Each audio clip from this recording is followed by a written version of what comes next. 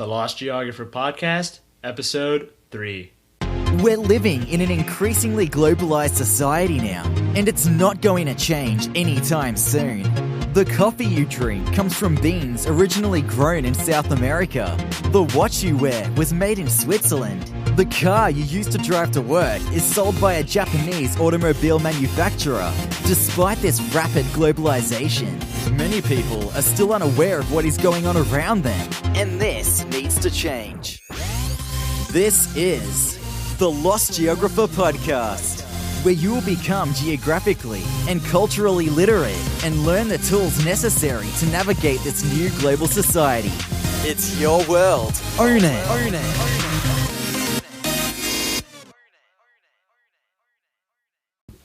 Do you want the most out of your next vacation?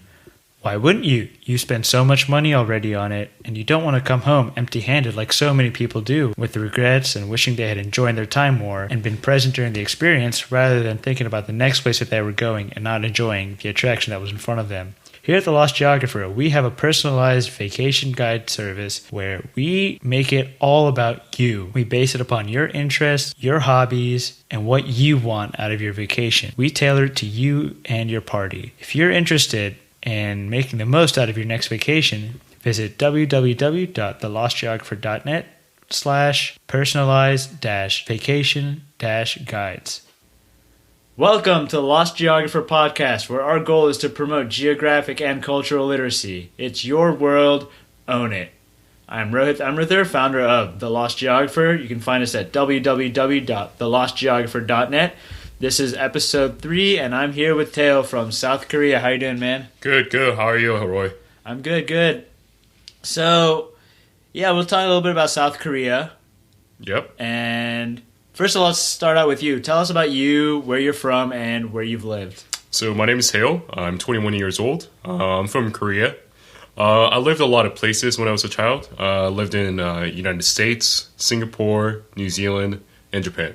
And also I traveled a lot of places, such as Peru, Argentina, China, a lot of Western European countries.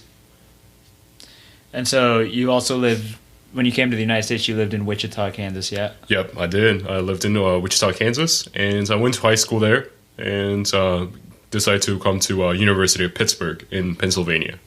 Awesome, man. So you've been a lot of places. Yeah, you got a really global perspective, don't you? Yeah. I mean, I've met a lot of good people outside of the world, outside of the United States, and I met a lot of good culture.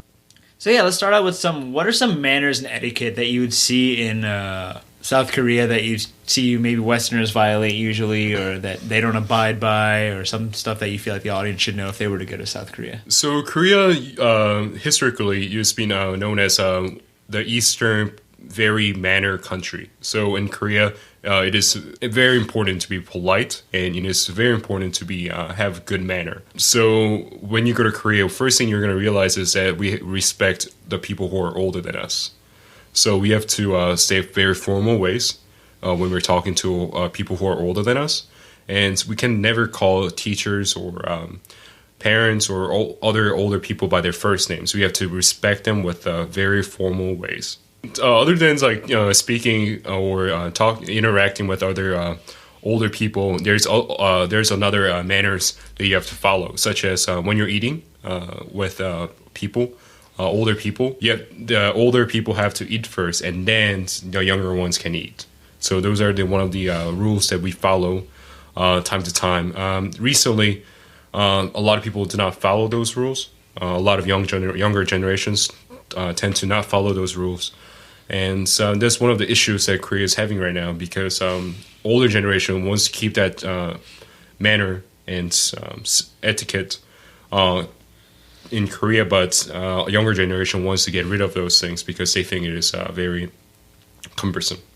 I personally think it should be kept because it's been practicing for a great time.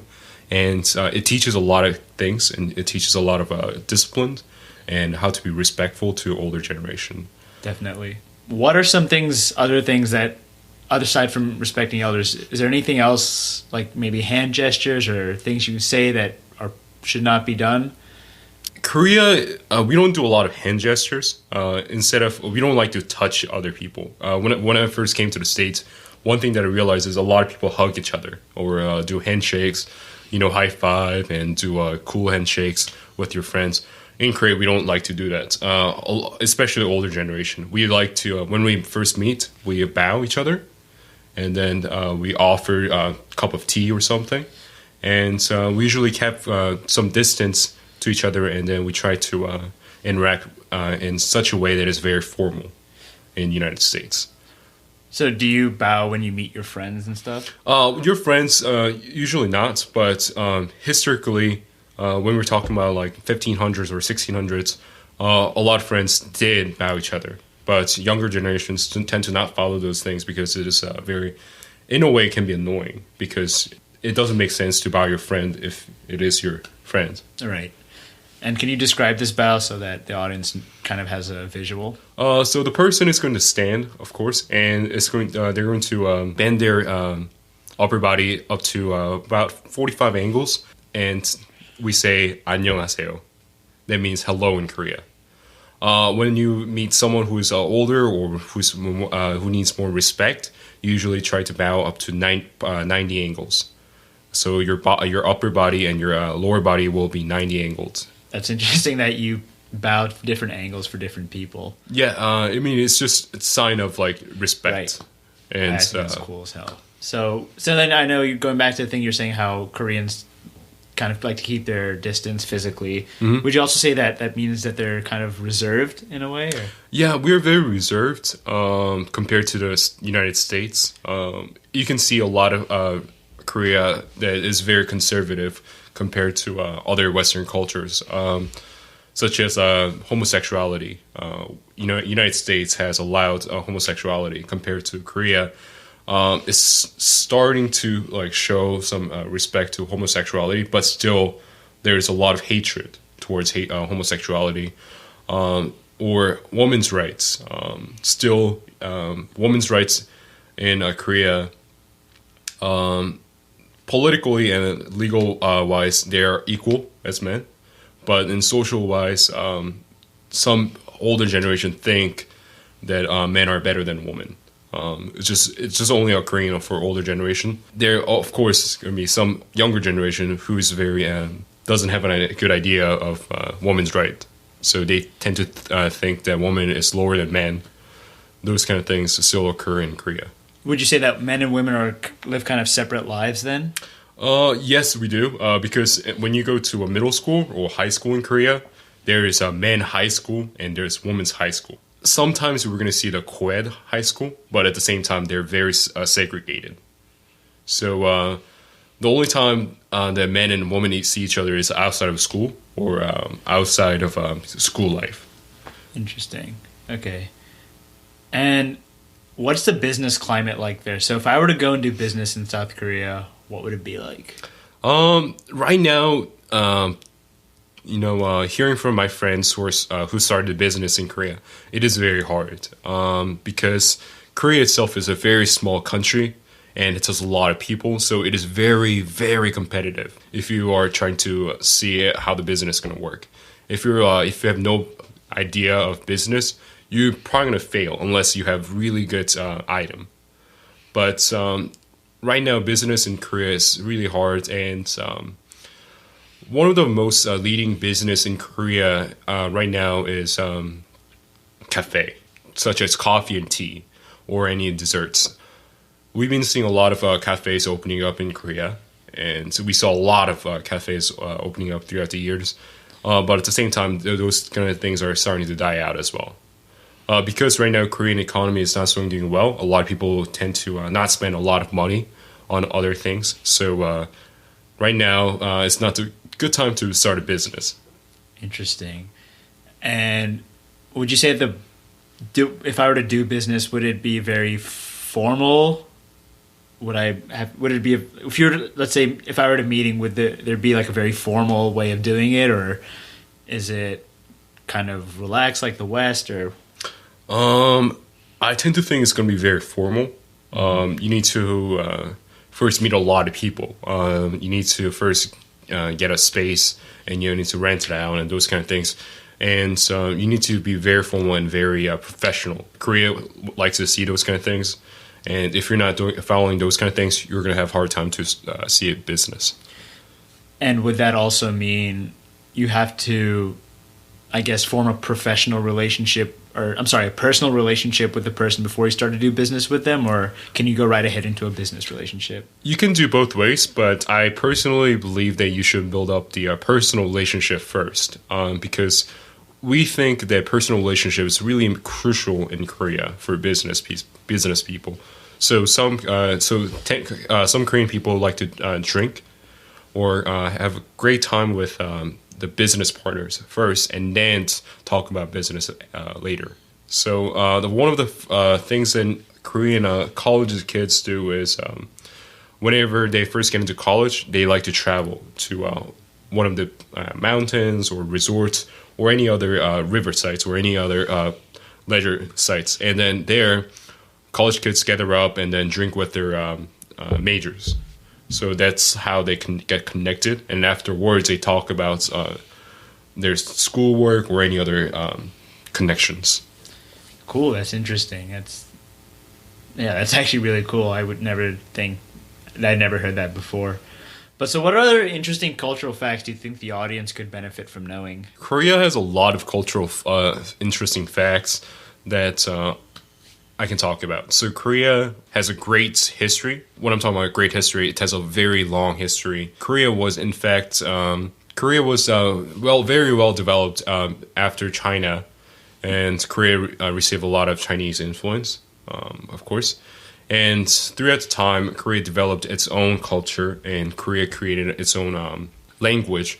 And if I'm not mistaken, one of the British research companies did a research about the language, and they were trying to find out which language was the most scientific and easiest language. And Korean was the number one language. So that's one of the. So we have a lot of pride in our language.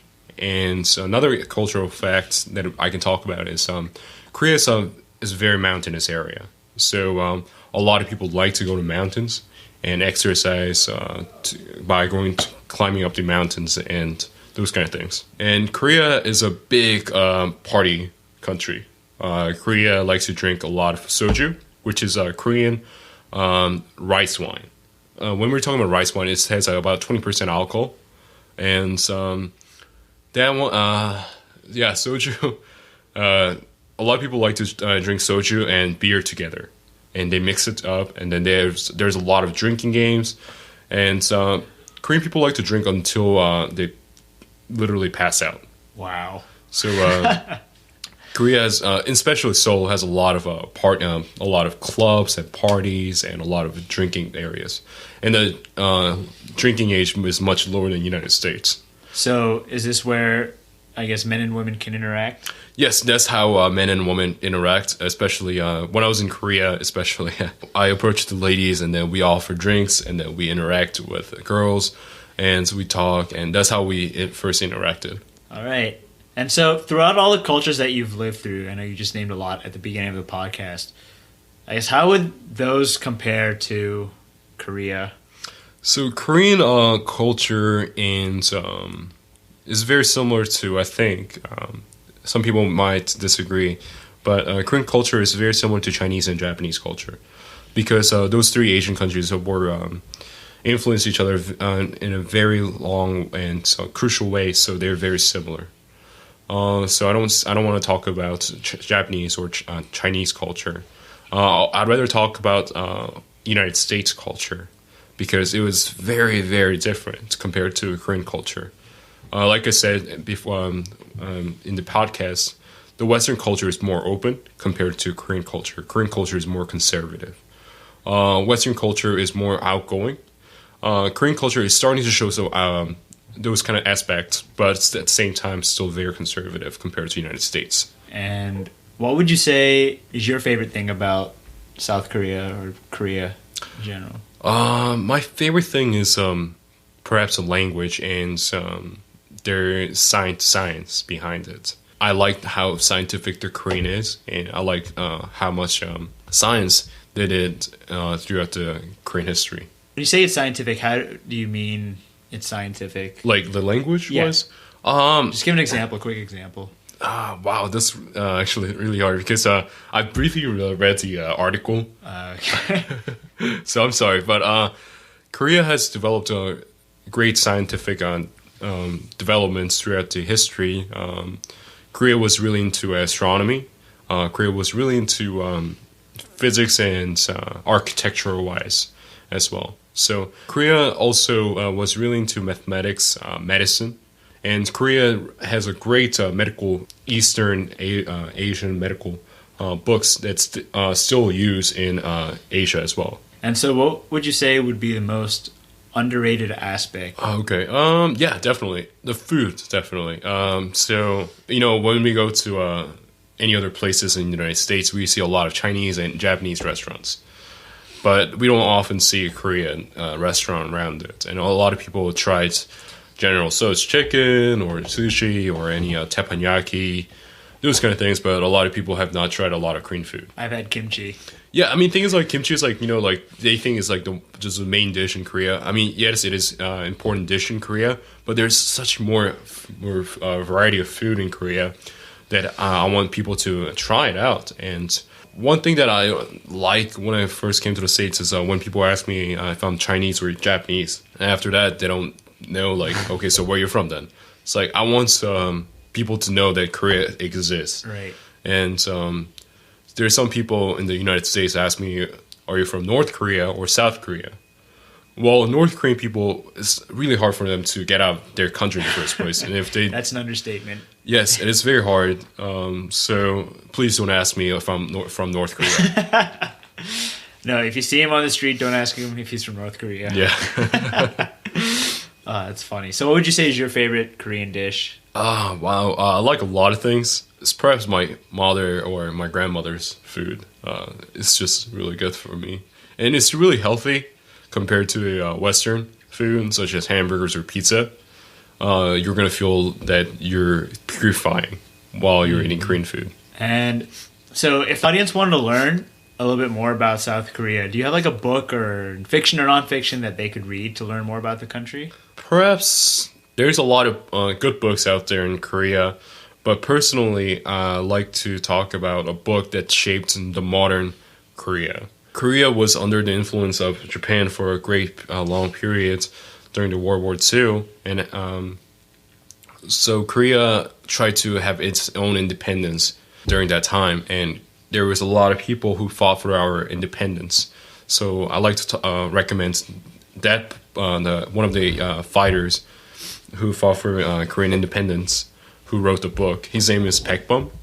He's like almost regarded as a father of our independence, and he's probably hated in Japan because he directed a lot of Korean soldiers to kill Japanese officials who were controlling Korea. So he was probably one of the hated men in Japan, but from Korean perspective, he's one of the heroes who gave us independence. So he was a freedom fighter. He was a freedom fighter, yes. Wow, that's cool. All right, well, Teo, thanks so much for doing this. I'm sure the audience learned a lot about South Korea. And yeah, thanks for being on here, man. Thank you. All right, well, that was our episode on South Korea. Hope to see you all here next time for next episode. And until then, it's your world. Okay. Thank you for listening to this week's episode of the Lost Geographer podcast. Remember to tune in next week for more awesome content.